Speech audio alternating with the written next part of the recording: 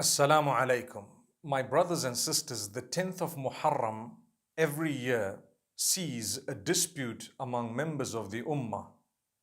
And unfortunately, people argue over what should be done, what shouldn't be done, what exactly happened, and what is the significance of this day. So I wish to simplify things and only to mention points that I think we can all nod our heads and say, yes, this is something I need. What happened? Initially, we did not know anything about the 10th of Muharram until we were told by the Prophet Muhammad, peace be upon him. Had he not told us, sallallahu alayhi wasallam, we would have known nothing about the 10th of Muharram, and perhaps we wouldn't have held it in any significance, but he did tell us, so that becomes irrelevant. He told us. What did he say?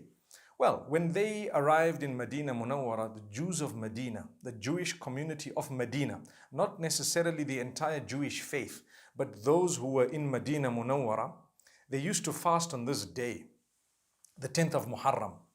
And the Prophet Muhammad, peace be upon him, was told when they inquired why they fasted, that well, this was the day that the Prophet Moses, may peace be upon him, Musa alayhi salam, was saved.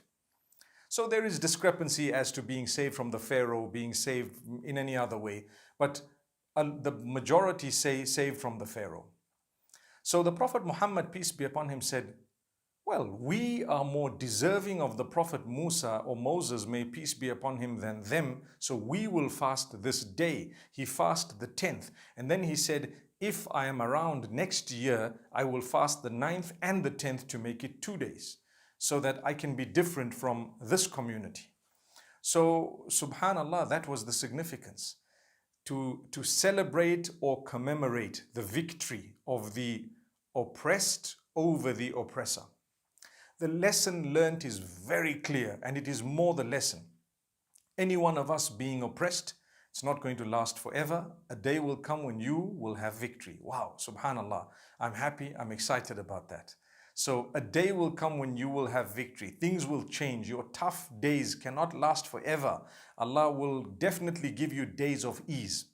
And as for those who are oppressors, you wrong people, you harm them, you make their lives difficult, you abuse them, your day is coming too. So you'd rather turn to Allah before that day, unlike the Pharaoh who didn't turn until he was punished.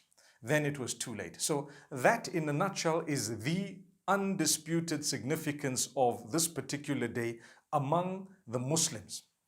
Among the Muslims, we believe that yes, there is significance, and we believe that it is the victory of the oppressed over the oppressor, and the vast majority would say it is a sunnah to fast. It's not compulsory.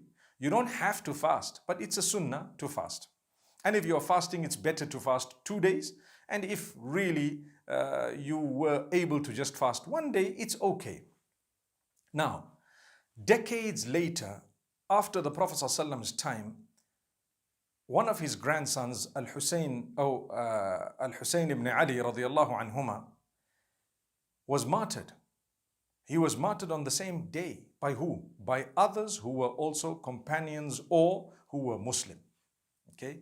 They said the Shahada. They declared themselves as Muslim. They read Salah. But the hypocrites made them fight. And I'm simplifying this for the lowest level of understanding.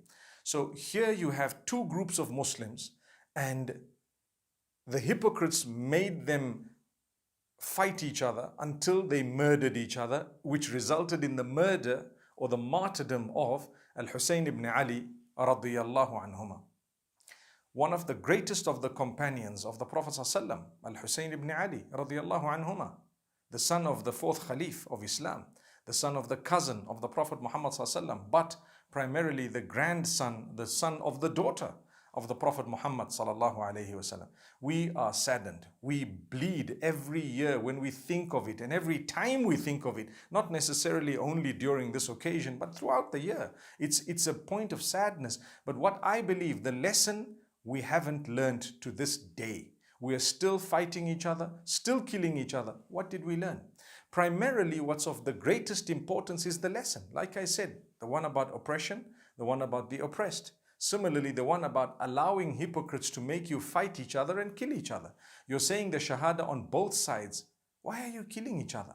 Why do you have so much of hate for each other within the ummah? That is something we need to remedy. And I think an occasion like this, if you know the reality of it and you're true to the deen of Allah and you're true to Allah, you would actually learn the lessons from what happened to Al-Hussain ibn Ali radiyallahu anhuma, rather than making it an occasion of hate.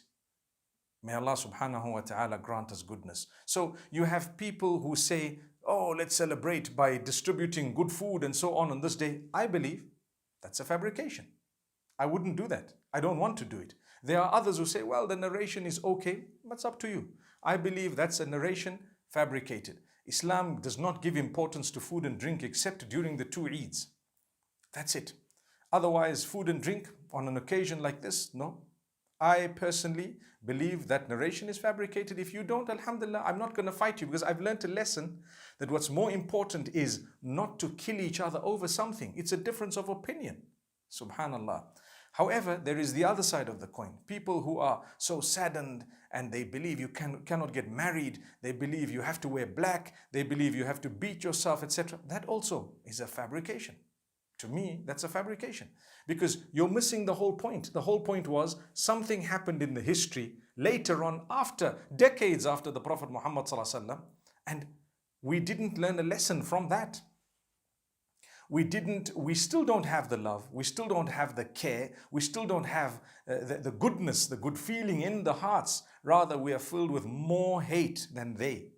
And we are filled with the readiness and preparedness to kill each other, subhanallah, over matters that we disagree on sometimes. My brothers and sisters, I wish to say, no matter what sect you belong to, don't kill others. Don't. You may believe you are right. It's okay. You, as a human being, you have the right to believe you're right. I believe I'm right too.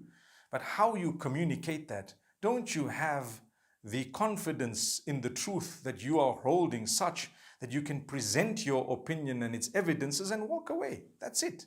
You know, the duty of the Messenger ﷺ was to convey the message. مَا عَلَى الرَّسُولِ إِلَّا الْبَلَاغُ.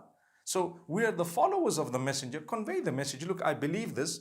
I've given it to you, and I believe we should actually learn a lesson which is more important than anything else. For me, the significance of the 10th of Muharram primarily is that of the victory of the oppressed over the oppressor and oppression, the story of Musa alayhi salam and the Pharaoh, and perhaps the fasts that come in the Sahih narrations. And thereafter, what happened in history is a lesson. It's a lesson.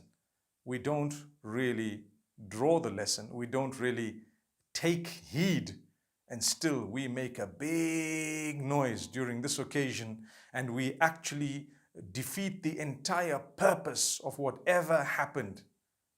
May Allah grant us goodness. I want to call on you all, my brothers and sisters, while you're doing whatever you believe you have to do, to understand we are one ummah, come what may.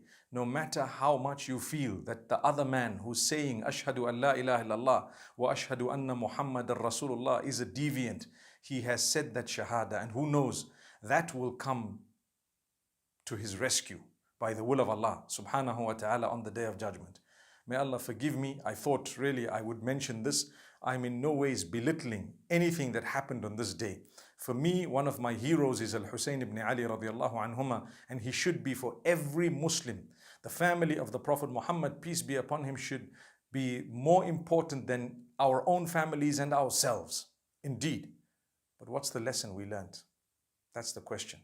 Do we still go around falling into the trap of the same hypocrites who make us hate each other, fight each other, kill each other, while we belong to the same ummah? Can we not respectfully, in a very dignified way, express what differences we have and refrain from swearing each other, calling each other dirtiest of names? May Allah subhanahu wa ta'ala grant us the lesson. I hope we've benefited from this, and I hope that we've not misunderstood what I've tried to say. أقول قولي هذا والسلام عليكم ورحمة الله وبركاته.